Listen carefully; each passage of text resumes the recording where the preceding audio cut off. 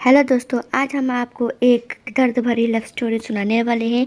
जिसकी देरी ना करते हुए हम अपनी कहानी को शुरू करते हैं। मेरा नाम कमल है और ये घटना तब हुई थी जब बारिश हो रही थी और मैं अपनी कार से सुबह के वक्त ऑफिस जा रहा था।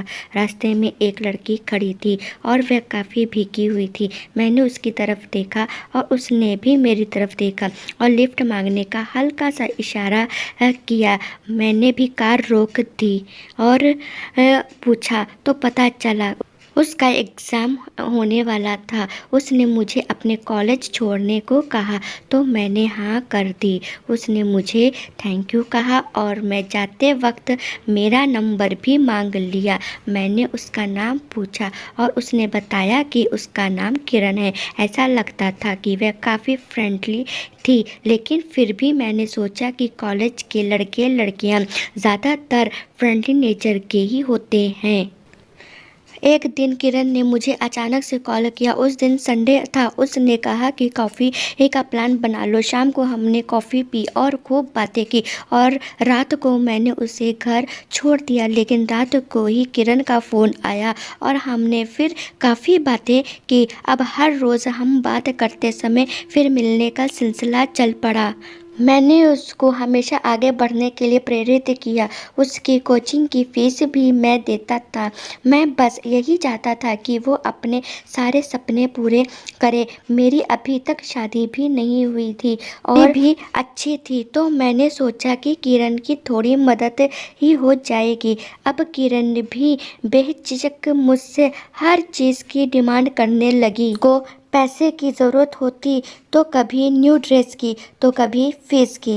धीरे धीरे मैं उसे चाहने लगा और उसके प्यार में इतना खो गया था कि उसकी ज़रूरतें पूरी करना मुझे अपना फ़र्ज़ लगने लगा। मेरा पूरा अकाउंट खाली हो गया था।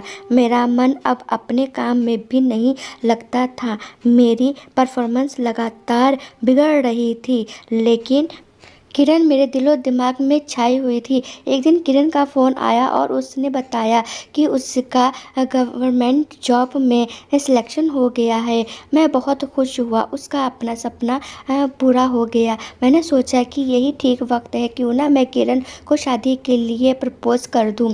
सही वक्त देखकर मैंने उससे शादी की बात कर दी, लेकिन किरण ने कोई बहाना बना कर मुझे टाल दिया।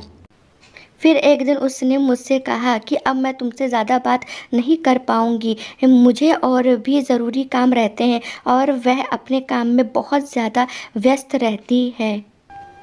ये सुनकर मुझे बहुत दुख हुआ। मैंने सोचा कि उसके लिए अपना एक एक पल कुर्बान किया। अपनी जॉब के बारे में भी नहीं सोचा और वो मुझसे ऐसे बात कर रही है। अब किरण का बात करना बहुत कम हो गया था, लेकिन मैं उसकी याद में तड़पता रहता था। मुझे उसके फ़ोन का इंतज़ार रहता था। मेरी हालत बहुत बुरी हो गई थी। कितनी बार वो मेरा फ़ोन तक नहीं उठाती थी। एक दिन किरण ने मुझे फ़ोन करके कहा कि उसका रिश्ता तय हो गया है। अब मैं उसको फ़ोन ना किया करूं।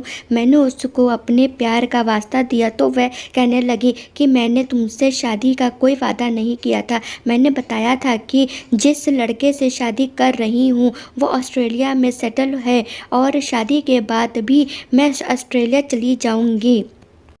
मैं किरण के आगे बहुत रोया, गिड़गिड़ाया, लेकिन उस पर कोई असर नहीं हुआ।